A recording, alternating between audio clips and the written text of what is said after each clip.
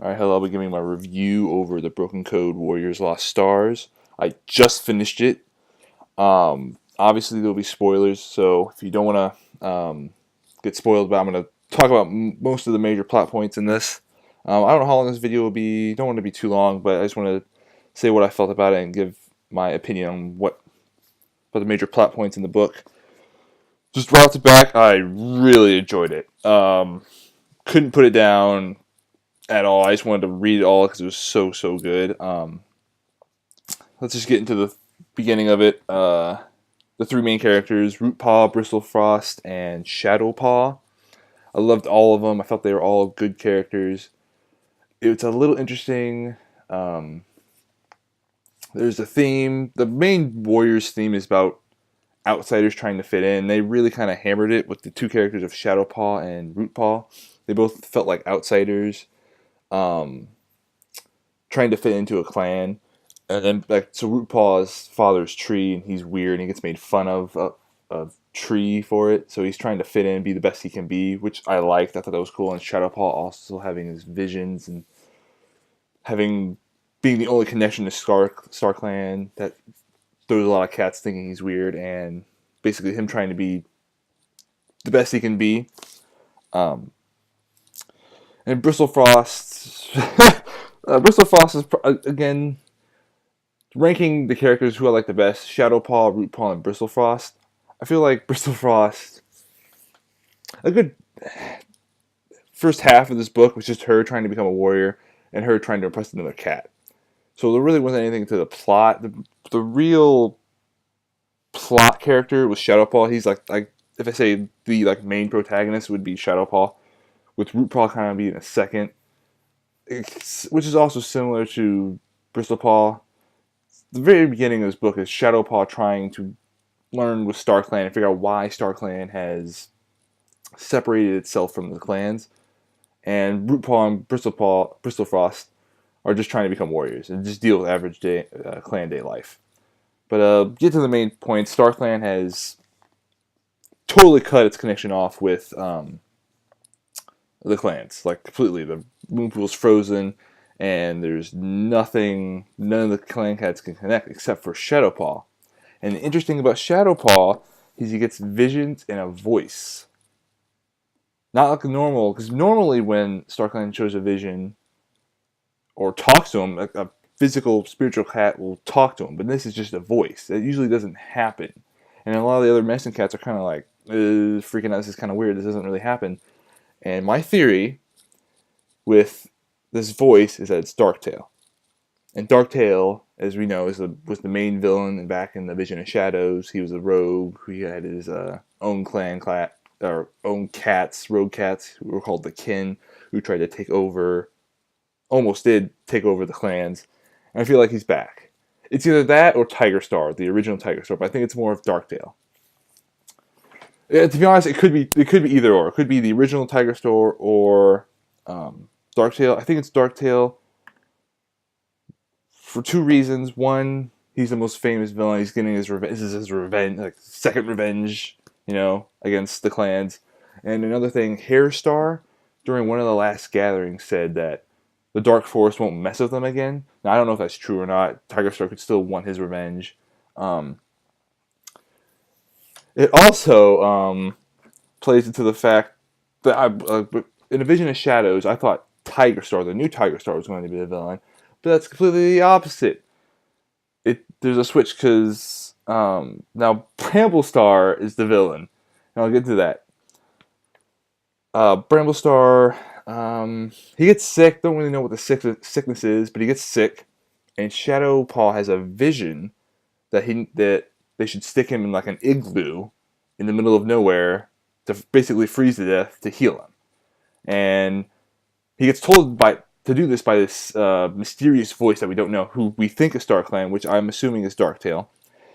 They basically ThunderClan, because they tried everything else. They tried every herb to try to heal Bramblestar. But basically, they're like, okay, let's try this. This is our last resort. They basically stick Bramblestar in this igloo. He dies.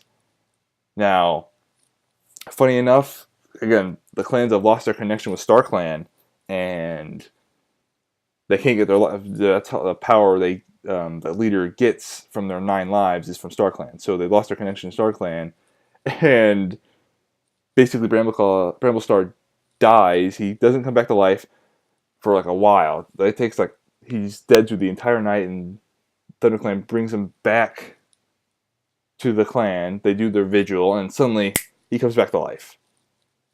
And there's something weird about it. Something doesn't feel right. You know, people are. Some of the cats are like, I mean, he's good, he's back, but something's weird. They have an emergency gathering. Bramblestar calls for an emergency gathering, and there's discussing what to do, discussing Shadowpaw's visions, and it's clear as day that this is not Bramblestar.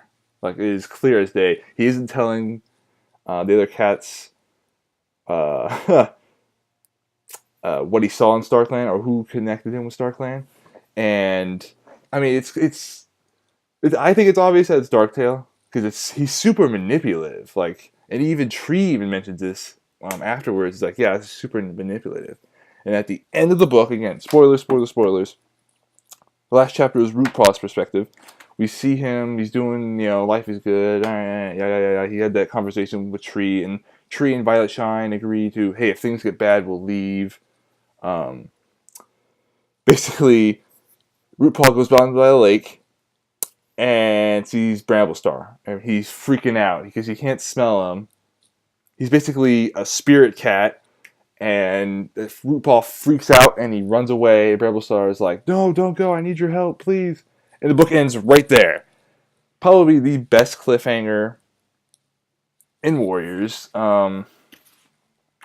Setting up a lot. I'm telling you, Bramblestar is possessed. Again, how that happened, who knows? For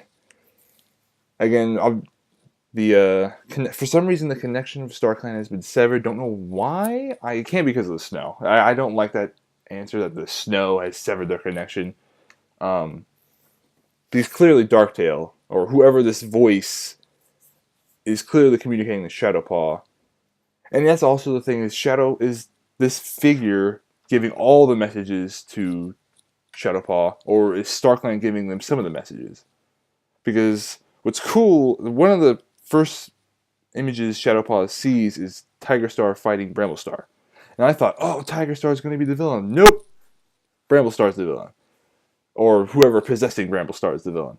So, oh my gosh, it's so crazy to think that, because I didn't think this was going to happen. Like, I thought this Tigerstar, the new Tigerstar, was going to be the villain of this series, but in fact, it's Bramblestar being possessed by another cat. It's like, oh my gosh.